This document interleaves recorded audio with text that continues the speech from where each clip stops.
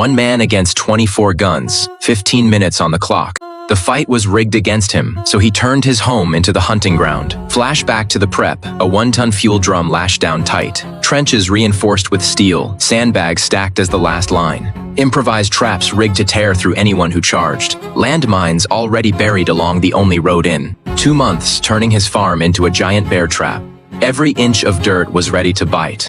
On his laptop, he reached his handler Tal, who helped him break through the firewall. The second the link dropped, his signal bounced from Japan to Germany. Then he sent one last message to his brother, brotherhood forever, a vow written in blood between soldiers.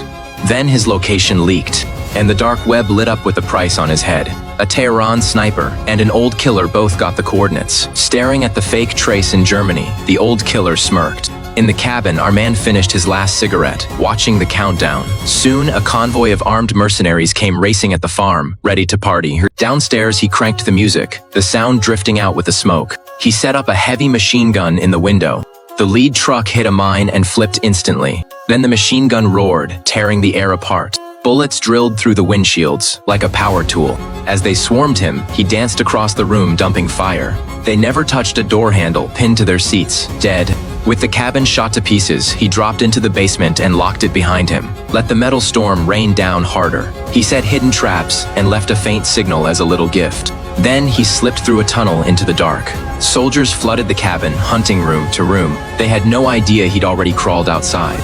Their screens said he was still inside the cabin. They opened a door, tripped a mine, and a fireball swallowed the cabin. A few hundred yards back, Ben watched the blaze cold. One glance at the watch, 7:35 left, but he couldn't breathe easy yet. The real hunt was just starting. The enemy split, one team charged, one covered. Quietly, he picked them off with his sniper rifle. One clean headshot, but the shot gave away his spot. An M249 opened up on his flank, pinning him flat in the dirt. He was gambling, using himself as bait to draw them out. As they closed in, he fell back while firing. When they stepped inside the kill zone, he blew the buried mines. The blast wiped out the front line, survivors scrambling for cover and firing back. Then the left woods stirred. Another team was in position, time to move. Pinned from the front, if they hit his flank too, he was finished. He grabbed a fresh mag and signaled the move to his second position. But the moment he left cover, a round hit him in the back. The plan fell apart. Retreat became a race for his life. On pure muscle memory, he sprinted to the sniper nest he'd de-prepped. Just over 3 minutes left. From the high ground, he fired down, dropping several of them. But someone crept up on his flank from the shadows, and the sprint had torn his wound wide open. Pain screaming through him, Ben watched them close in, then sent his last grenade tumbling down on them. Slipping out of consciousness, Ben knew he was done. No way out, no strength left. He just watched them surround him, too weak to even raise his rifle. Then, right then, Captain Reese and his SEAL team dropped in like the cavalry and tore into the fight. Those familiar shapes, that same steady tactical formation. Under Reese's cover, the team opened up and cleared the field fast. Reese jumped into the trench and found Ben torn to shreds. Reese fought to stop the bleeding pouring out of Ben's stomach, cracking jokes, trying to keep him warm and alive. A teammate rattled off the count. 24 enemies had attacked. Ben killed most of them and survived, lived up to his Black Wolf name. Barely breathing, Ben got out a few words. The bearer bonds were hidden under the haystack. In an instant, Reese understood.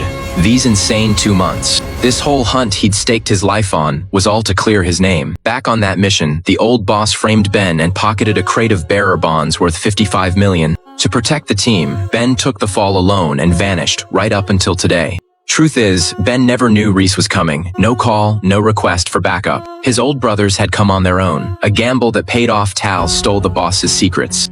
Revenge isn't about the killing, it is about the fear. Ben, Tal, and their brother in arms split up. From here on, the old boss would live in an endless nightmare. Time passed. A corner CAF in Tel Aviv, a woman officer named Noah stirred her cup.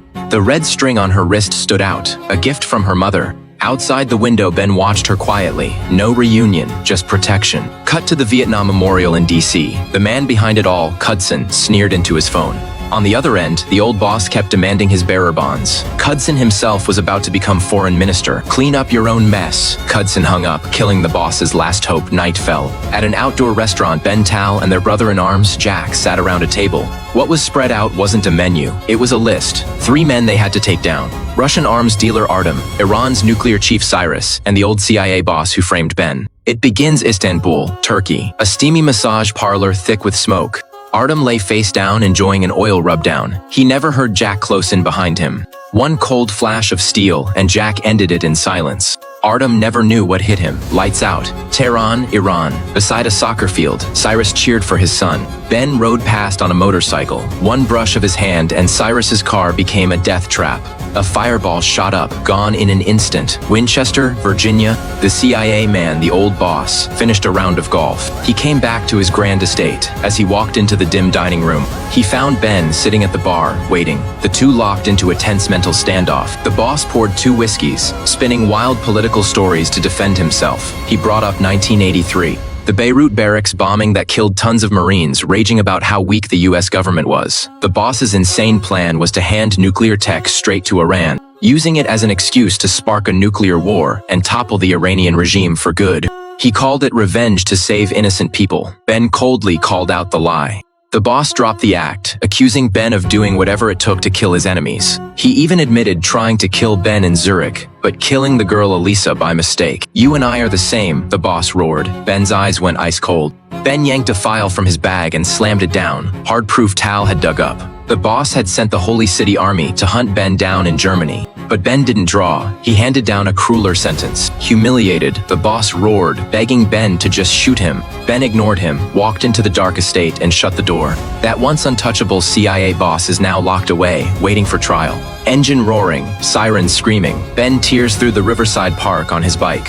He storms the CIA gates and pulls off his shades, but this time he walks away clean. 2 months later, Ben Edwards is hiding out under a bridge at the Norfolk shipyard, hands covered in grease. Ben's fixing a sailboat when Darcy shows up. She offers him a spot on the field team's ground operations unit. But Darcy doesn't leave. She sets down a card and says one gut punch line. He calls Darcy back, asking her to talk it out that night at a Mexican spot. Soon after, Ben sits in an interrogation room at CIA headquarters, hooked to a polygraph. Facing the examiner's sharp questions, he calmly admits every kill on the battlefield. Ben admits he killed, that the fight still burns in him, but he never betrayed anyone. Finally, the examiner asks him one last question. Ben stares straight ahead.